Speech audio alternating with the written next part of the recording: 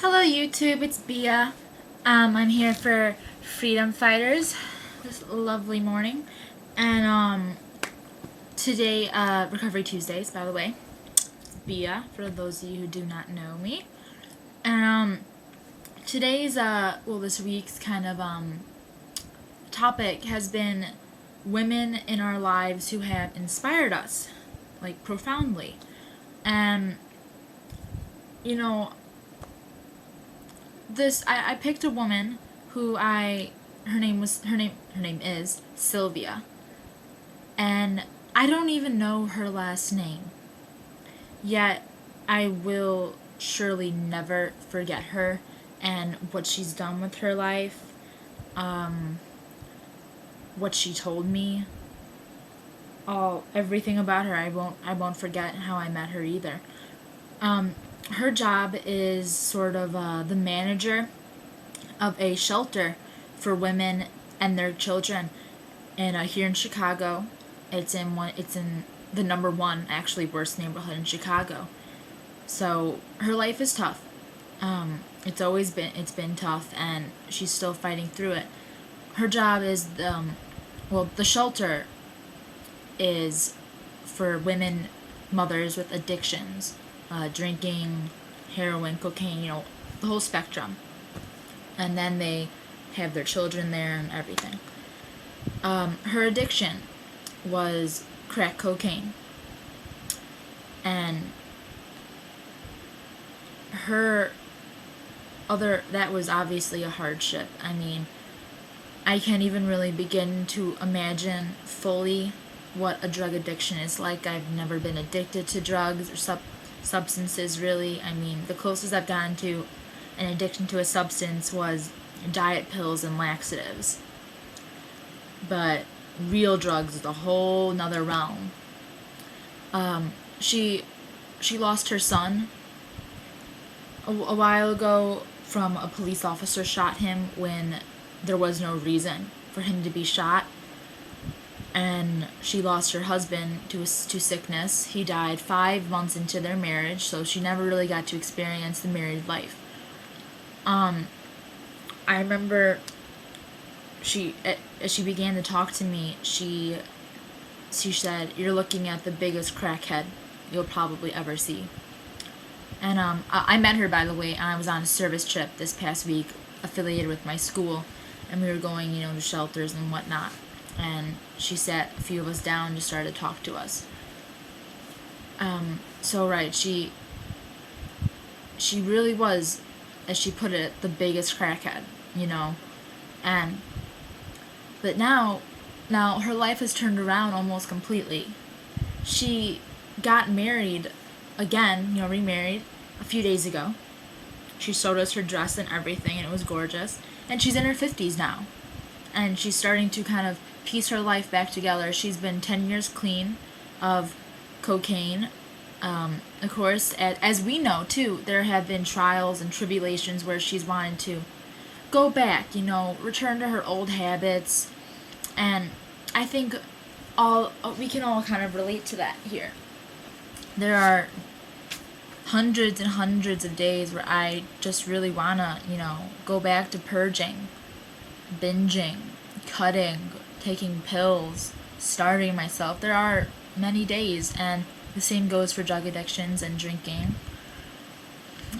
She's getting, get this, she's getting $5 million from the city of Chicago for the death of her son, which was the fault of that policeman. And it's just so amazing that she came to that shelter as it's St. Martin de Porres shelter for women, and she came as a client to that shelter when she was head over heels for cocaine.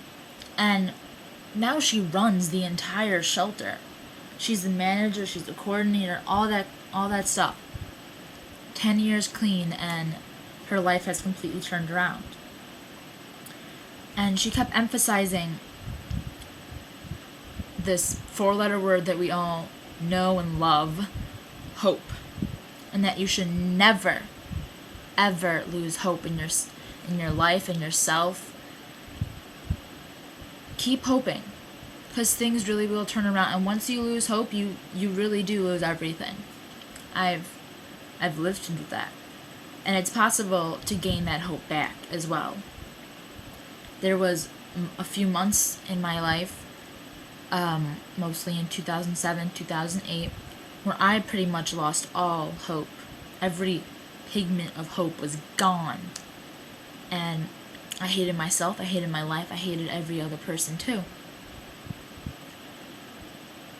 And there's one thing, and I know this is, maybe not, I don't know if I should really talk about this or not, because I know there are people who don't agree with this, of course, which is totally fine. I totally respect your opinion, completely. I always respect opinions. But one thing that really got me through that time of no hope, it kind of, restored that hope in me, was prayer. And before my eating disorder, I was not religious at all. I went to church every Sunday, but, as raised in a Catholic family, that's what you do, kind of, go to church. I went to Catholic schools, whatever. But that prayer, I pray every night now. That prayer, just talking, kind of, to God or, whomever is part of your religion, really, really helps you, It's something that words can't describe, how prayer brings you hope. And so I'm kind of struggling and explaining how it brought me my hope back. But for me, prayer, I always, say a prayer, like any other, prayer. And then I also have a little kind of conversation, too. Maybe I'm crazy to some people, having a conversation with God who to some people doesn't exist. But that's what gets me through my day. And I also have to agree 100%. Never, ever, ever give up. I refuse to give up now. I gave up before, and now I'm back, and I refuse to give up now.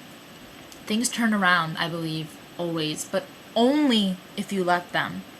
I don't think things will turn around to those people who completely give up hope. You really have to let them turn around. And some people, including me for a while there, didn't let them turn around. I wanted to wallow in my self-pity. Now, I will never see Silvia again, but I will always remember her, like I said. And while she was telling her story, I really wanted to cry, but I knew I couldn't because I was with a bunch of other people from school. But I did realize that I've come I've come so far, from those days when I did lose all my hope.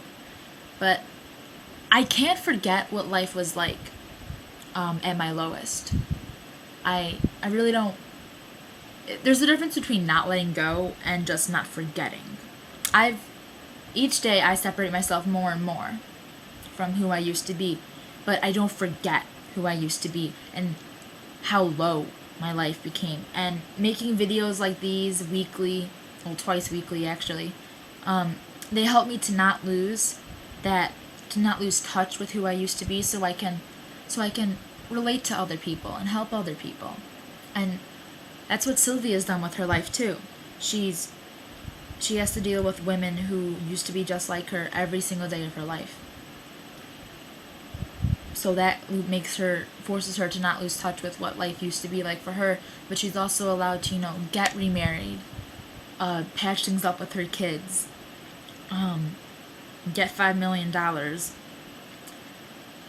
And no matter even if she does relapse, and even if we relapse, we can't lose hope.